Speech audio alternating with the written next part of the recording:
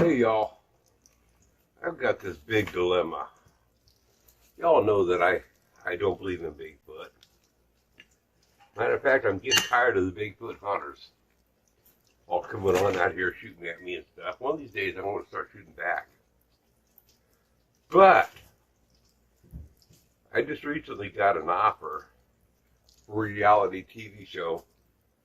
I've been invited for my own TV show on Animal Planet. Proof that Bigfoot exists.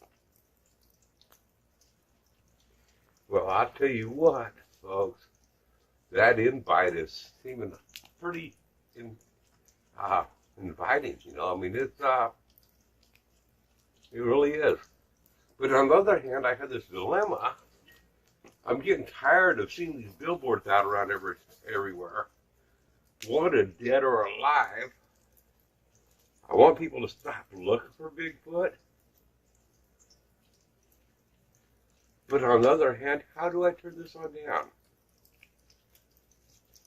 So folks, if you can give me your input, you think I should take it or not? Should I go on Animal Planet? Hey, you know I'd be fitting on that channel.